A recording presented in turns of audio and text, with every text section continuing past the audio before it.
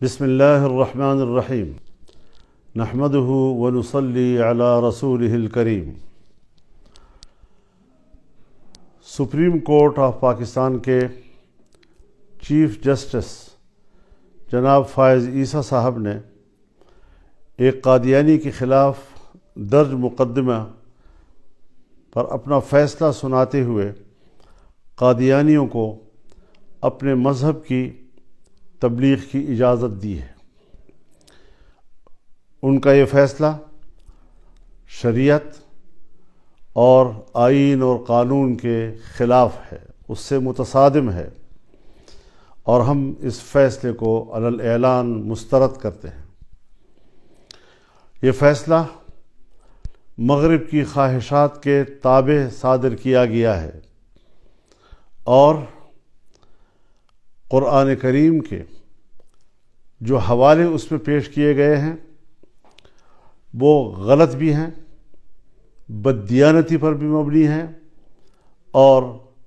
ان حوالوں کے جو معنی اور مفہوم تفاسیر میں متعین ہیں اور ان کا جو شان نزول ہے اس سے یہ حوالے کوئی مطابقت نہیں رکھتے ہیں۔ عقلی لحاظ سے بھی دانشور اس کو مسترد کرتے ہیں۔ لہذا سب سے پہلے جمعیت علماء اسلام پورے ملک کے طول و عرض میں ائمہ و خطباء سے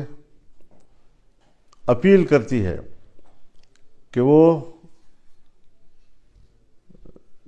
جمعے کے روز اپنے خطبوں میں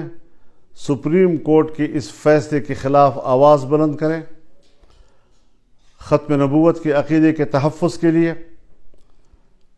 بھرپور آواز اٹھائیں اور شدید الفاظ میں سپریم کورٹ کے اس فیصلے کو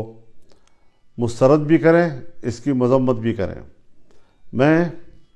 عالمی مجلس تحفظ ختم نبوت سے بھی اپیل کرتا ہوں کہ وہ فوری طور پر اپنا فرض منصبی ادا کرتے ہوئے تمام مذہبی جماعتوں، علماء کرام اور دانشوروں سے رابطہ کریں، آئینی ماہرین سے رابطہ کریں اور اگلے کسی اقدام کا وہ فیصلہ کریں تاکہ اس معاملے کو ہم منطقی انجام تک پہنچائیں، عوام کی تائید کے ساتھ، عوام کی مکمل موافقت کے ساتھ۔ پبلک کو ہم نے اس حوالے سے آگاہ کرنا ہے اور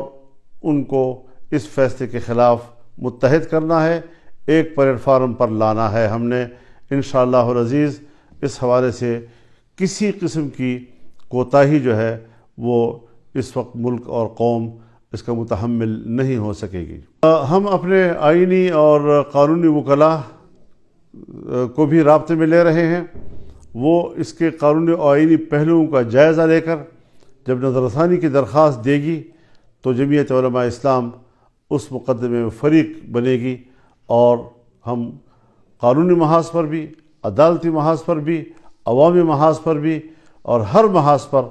اس فیصلے کو مسترد بھی کریں گے اور اس رجحان کا مقابلہ کریں گے۔ اس حوالے سے ہمیں آگے بڑھنا ہے۔ یہ پیغام ہے پورے ملک کے لیے، قوم کے لیے، اپنے کارکنوں کے لیے، دینی ذہن رکھنے والوں کے لیے کہ وہ ختم نبوت کے عقیدے کے تحفظ کے لیے میدان میں اتریں۔ وآخر دعوانا ان الحمد للہ رب العالمین۔